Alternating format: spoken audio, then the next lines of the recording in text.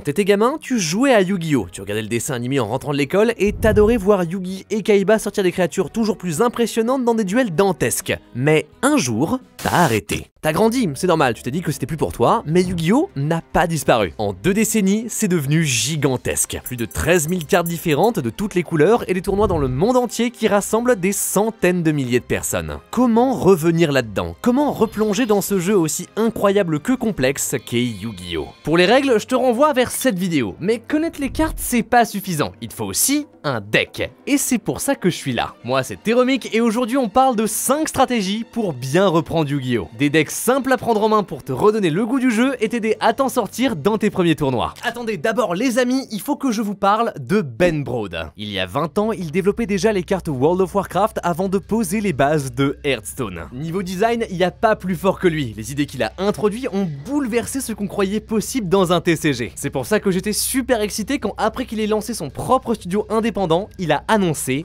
Marvel Snap. La culmination de 20 ans de savoir du dieu des jeux de cartes. Tout ce qu'il a appris, il l'a mis là-dedans. Et ça marche. 22 fois récompensé, élu meilleur jeu de stratégie par IGN et jeu mobile de l'année aux Game Awards. Gratuit sur PC, iOS et Android, Marvel Snap est un des meilleurs TCG du moment. Super simple, 12 cartes dans ton deck à l'image de tes héros et méchants préférés. Thanos, Ant-Man, moi j'aime beaucoup Spider-Gwen. En partie, 3 champs de bataille. T'as 6 tours pour en remporter au moins 2 en additionnant la puissance de tes héros pour dépasser celle de l'adversaire. Pour ça, t'as des grosses cartes comme Hulk ou alors des effets qui te boostent, comme Deadpool qui double son attaque à chaque fois qu'il meurt. Tout le monde joue en même temps dans des duels de 3 minutes intenses, très fun, où chaque décision compte. Et si t'es sûr de gagner, appuie sur le bouton Snap pour doubler la mise, 2 fois plus de récompenses. La marque des bons jeux, Marvel Snap est facile à prendre en main mais ultra profond. Chaque partie est unique avec des centaines de cartes à collectionner pour des tonnes de stratégies différentes. En ce moment, les stars, c'est les 4 fantastiques. Pour la sortie du film, Reed Richards, qui booste ses alliés, domine la compétition. Marvel Snap est en constante évolution. Chaque semaine, une nouvelle update, équilibrage, nouvelle carte ou alors mode de jeu, c'est le TCG le plus frais et réactif que je connaisse. Vraiment, clique sur le lien en description pour essayer Marvel Snap sans attendre. C'est juste un bijou de game design, le chef-d'œuvre d'un passionné des cartes. Alors fonce, y a pas à hésiter. Le nouveau dragon blanc aux yeux bleus. On ne fait pas plus iconique que le monstre de Kaiba. Dès le premier épisode, il a donné envie à une génération entière de s'intéresser au jeu des ombres. Tout seul, le dragon ne fait pas grand chose, sans effet, juste avec une grosse attaque. Pendant longtemps, il était injouable. Mais aujourd'hui, ça a changé. Le monstre de Kaiba reçoit constamment de nouvelles cartes pour construire une stratégie autour de lui. T'as des rituels comme le dragon blanc aux yeux bleus KO Max, ou des fusions comme le dragon ultime alternatif aux yeux bleus, très impressionnants avec leurs grosses attaques, mais en vrai, ils sont pas très bons. Ce dont t'as besoin, c'est des synchro. En 2013, Konami sort la saga du dragon blanc aux yeux bleus, un deck de structure qui révolutionne le monstre de Kaiba. Dedans, une série de magiciens de niveau 1. Le sage avec les yeux de bleu invoque spécialement un dragon blanc de ton deck et cherche un autre magicien, tandis que le maître les recycle et réanime tes dragons de ton cimetière. Leur point commun, c'est tous des synthoniseurs que tu peux combiner avec le dragon blanc pour sortir des synchros, cartes blanches avec des effets incroyables. La principale, le dragon esprit aux yeux bleus. Tant qu'elle est là, ton adversaire ne peut invoquer qu'un seul monstre à la fois. C'est efficace contre Pendule ou alors les Yumi qui viennent de sortir. Une fois par tour, tu peux aussi annuler un effet qui s'active dans le cimetière, très fort, mais finalement, pendant le tour de chaque joueur, tu peux le sacrifier pour invoquer un autre dragon synchro lumière de ton extra deck. Par exemple, le dragon argent aux yeux azur qui protège ton terrain, ou le dragon clair de lune rose noire qui renvoie une carte dans la main de son propriétaire. Bref, que des effets incroyables, la carte n'a aucune limite, elle fait tout. Tellement broken que en 2016, grâce à elle, le dragon blanc aux yeux bleus remporte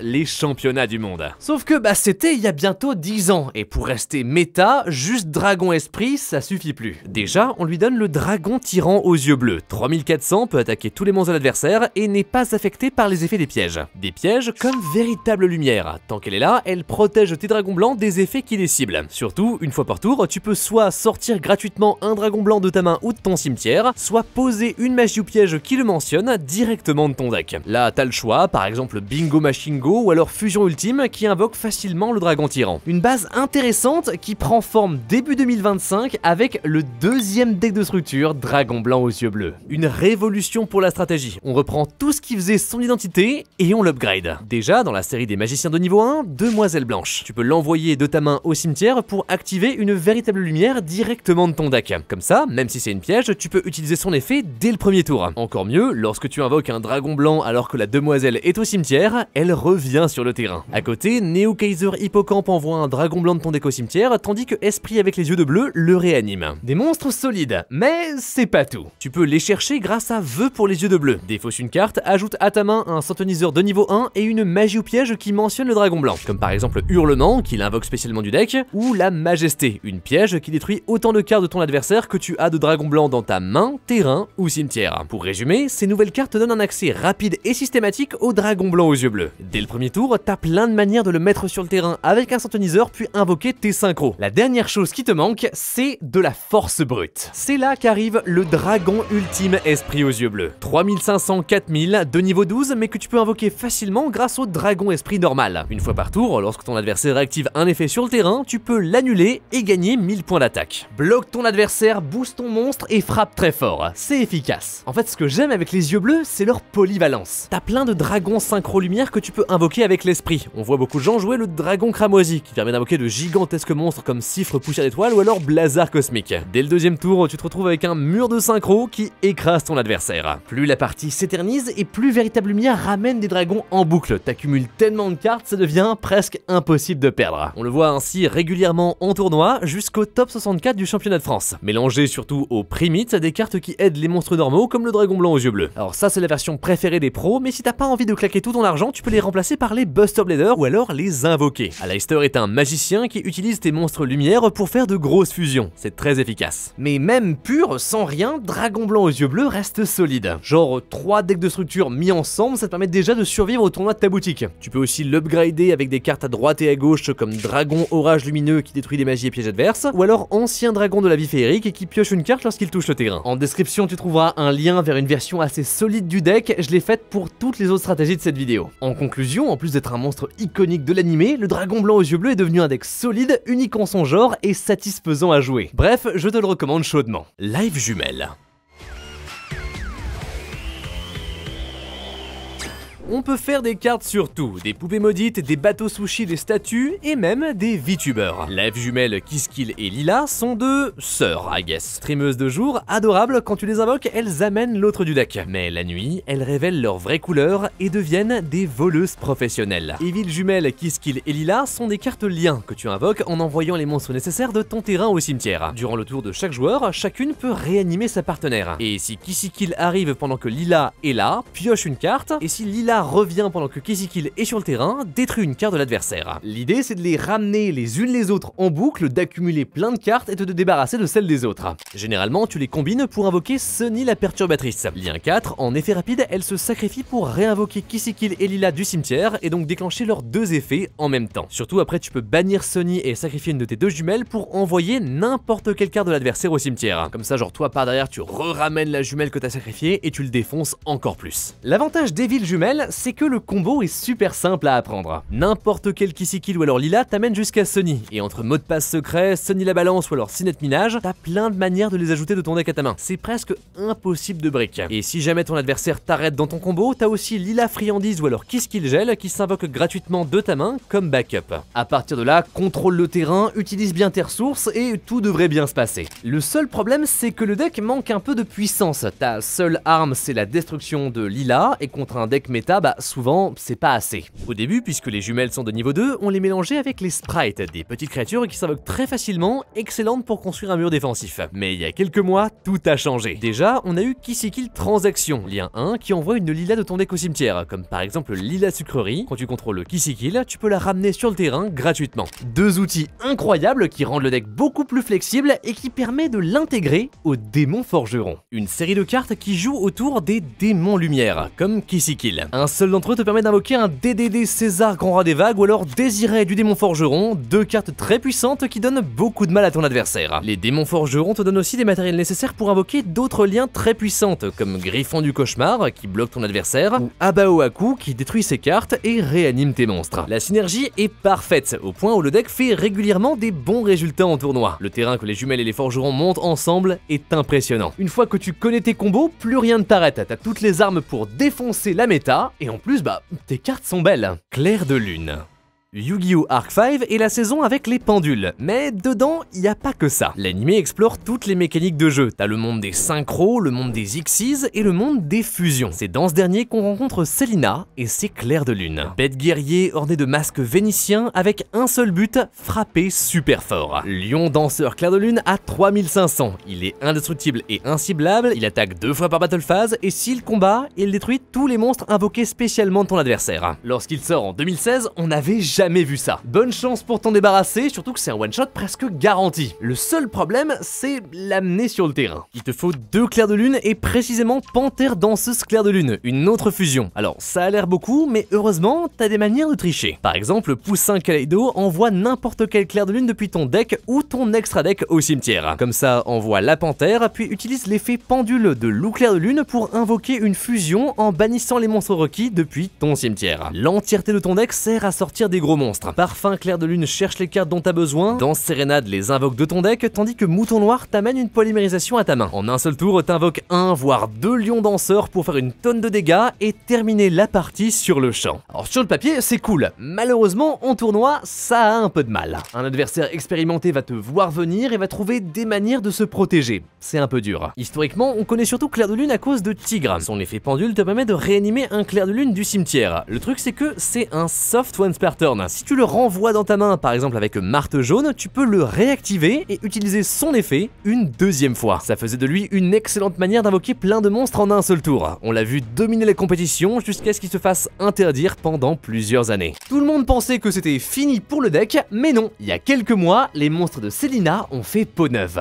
Dans l'évolution du dueliste, on découvre Lion d'or et Chienne de meute argentée clair de lune. La première ajoute des clairs de lune à ta main, la deuxième les invoque du deck, en plus de pouvoir se bannir du cimetière pour annuler une magie au piège adverse. Avec elle, Mascarade, magie continue qui t'aide à faire des fusions, comme la toute nouvelle Danseuse au parfum clair de lune. Elle cherche ton parfum et renvoie les cartes sur ton terrain à ta main pour invoquer encore plus de monstres. Ça te donne les matériaux nécessaires pour sortir le nouveau boss du deck, Ligre danseur clair de lune. 3800 affectés par aucune autre carte qui n'est pas un clair de lune. Elle attaque 2 fois par battle phase et durant le tour de chaque joueur, envoie un clair de lune depuis ton extra deck au cimetière pour raser le terrain adverse. C'est titanesque, un colosse indélogeable. Certaines stratégies n'ont juste aucune manière de s'en débarrasser. Surtout quand tu le couples à Bagouska. Il passe tous les monstres en position de défense et annule leurs effets. Sauf que puisque Ligre n'est affectée par rien, elle reste debout et défonce ton adversaire sans qu'il puisse se défendre. Le deck est très solide, on le voit de temps en temps en tournoi, il est rempli de potentiel. Ce que j'aime avec Clair de Lune, c'est que c'est pas punitif. Une fois que t'as sorti Ligre, plus rien ne peut t'atteindre. Pas de move technique ou alors de grosses réflexions, t'as juste besoin d'attaquer et c'est tout. Bref, une bonne manière de se familiariser avec la méta sans avoir besoin de passer trop de temps à comprendre ce que fait ton deck ou de s'énerver si tu fais des erreurs. Labyrinthe.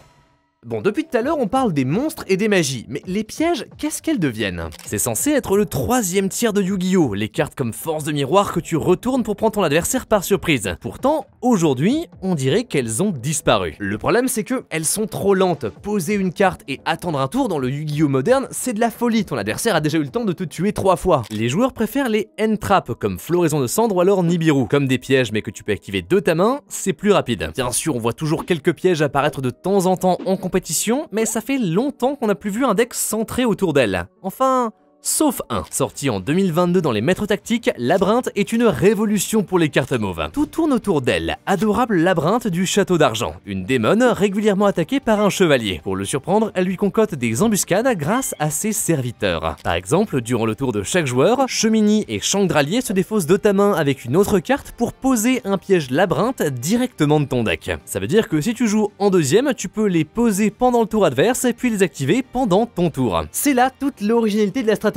Les pièges sont trop lentes, on va les accélérer. Tout est fait pour activer tes pièges le plus vite possible. Pendu Coucou se défausse de ta main pour te mettre d'en jouer une le tour où tu l'as posé. De même, Arias l'intendante Labyrinthe s'envoie de ta main ou terrain au cimetière pour poser une piège de ta main que tu peux ensuite immédiatement activer. Généralement, celle que tu joues, c'est Bienvenue Labyrinthe qui invoque un labyrinthe du deck et Grande Bienvenue Labyrinthe qui fait la même chose mais qui renvoie aussi un monstre que tu contrôles dans ta main juste après. Couple-les avec leur magie de terrain, Labyrinthe Labyrinthe. À chaque fois que tu actives une piège de l'archétype, tu peux détruire une carte de l'adversaire. Comme ça, t'amènes plein de démons tout en te débarrassant des ressources du mec en face de toi. Mais c'est pas fini. En plus de ramener tous les tours une carte piège de ton cimetière, Adorable Labyrinthe du Château d'Argent dit que lorsqu'un monstre quitte le terrain à cause de l'effet de l'un de tes pièges, elle peut détruire une carte que ton adversaire contrôle ou une carte dans sa main. C'est le secret de Labyrinthe. Tous tes monstres ont un effet bonus lorsque tu utilises tes pièges. Chemini sort du cimetière et revient sur le terrain, Chandralier retourne dans ta main, tandis que Ariana et Ariane piochent une carte. À partir d'une seule piège, tu te retrouves à activer 4-5 effets en même temps, c'est trop fun. Surtout, tu récupères un maximum de cartes. Au bout de quelques tours, c'est la victoire assurée. Pour t'aider, t'as aussi Mademoiselle Labyrinthe du Château d'Argent. Lorsque tu actives une piège, tu peux poser n'importe quel autre piège normal de ton deck sur le terrain. Oui, n'importe laquelle, même celles qui ne font pas partie de l'archétype. D'un coup, à ta disposition, t'as les meilleurs pièges du jeu comme Infini éphémère, Sentence Dogmatica, Barrière dimensionnelle, Canon d'Aruma Karma Destructeur, Impulsion Dominus et surtout Transaction Rollback. Contre la moitié de tes points de vie, elle copie n'importe quel piège dans ton cimetière, une manière d'activer tous tes effets 2 fois. Depuis sa sortie, le deck a accumulé des centaines de tops, autant en vrai que sur Master Duel. Certains le jouent plus contrôle avec beaucoup de pièges, d'autres plus rapides, plus axés sur les monstres et les combos. Ce que j'aime avec Labyrinthe, c'est que c'est un des decks les plus interactifs du jeu. Tu t'ennuies jamais, t'es toujours en train de faire quelque chose. Il t'apprend les timings, quel est le moment optimal pour activer tes effets et faire un maximum de dégâts avec le moins de cartes possible. C'est un de mes decks préférés et c'est une des meilleures stratégies pour goûter au plaisir de Yu-Gi-Oh! Ryzeal.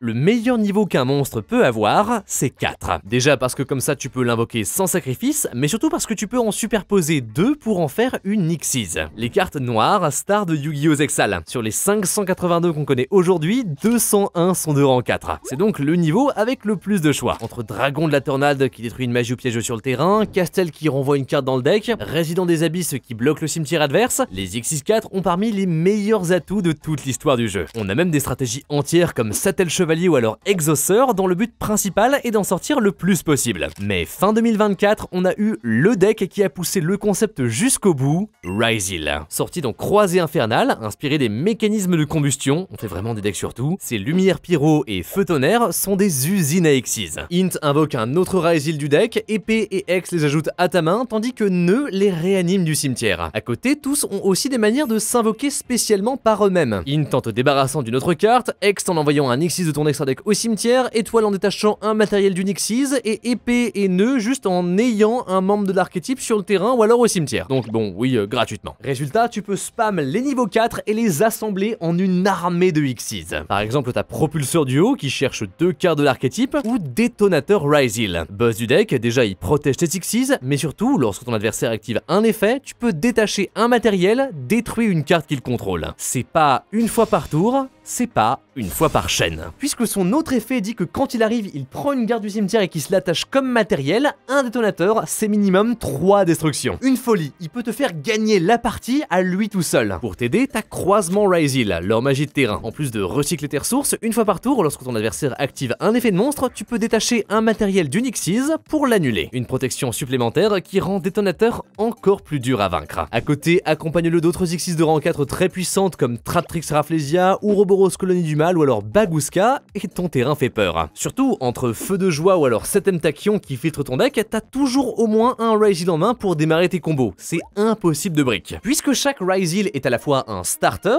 qui lance tes plays et un extender qui les continue, le deck a beaucoup de facilité à gagner même quand ton adversaire tente de t'arrêter. C'était sans conteste le meilleur deck du début de 2025. Encore aujourd'hui, il est au sommet de la compétition, au point où il y a quelques mois, Konami a limité Hext, Int et Épée à 2 copies par deck et Détonateur à une seule copie par deck. Alors heureusement, ça ne tue pas la stratégie, mais ça t'oblige à la mélanger avec autre chose. Les premières tentatives, c'était les démons forgerons. En plus d'être une excellente Xyz capable de raser le terrain, Chevalier Exiton est un démon lumière qui te donne accès à Graveur et à tout le reste. L'autre option, c'est Mitsurugi. Gigantesque rituel, ils démarrent leur combo à partir d'un seul Abakiri, un reptile que tu peux ajouter de ton deck à ta main grâce au roi des lutins sauvages. C'est ça qui est cool, à la base, Rise est super simple, genre t'invoques des monstres, tu fais des Xyz, et à partir de là, tu prends la version que tu veux. Héraldique, sans voix, ils sont partout. Perso, je les aime beaucoup avec les onomatopées qui viennent de sortir dans l'évolution du dueliste. Tu peux faire tellement d'Xyz en un seul tour, c'est super drôle. Simple à prendre en main, mais avec un gameplay profond, Rise est surtout une porte vers le reste du jeu. Grâce à lui, tu apprends plein de nouvelles stratégies, et ça en fait un super deck pour apprendre Yu-Gi-Oh! L'important, bien sûr, c'est de trouver des cartes qui te plaisent. Qu'ils soient forts ou non, l'archétype que tu choisis doit te donner envie de t'intéresser au jeu. C'est en t'amusant que tu auras envie de progresser. Vous, dites-moi en commentaire avec quel deck vous avez commencé Yu-Gi-Oh! Et s'il y a d'autres stratégies que vous voulez que je parle, ça ferait trop plaisir. Sur ce, merci beaucoup de m'avoir écouté, c'était Théromique, n'hésitez pas à vous lancer dans le jeu, c'est vraiment trop bien. Nous, on se retrouve très vite pour de nouvelles vidéos, abonnez-vous, croyez en l'âme des cartes, à la prochaine. Encore merci à Marvel Snap de sponsoriser cette vidéo. Clique sur le lien en description pour incarner tes héros préférés dans un des TCG les plus fun et novateurs du moment.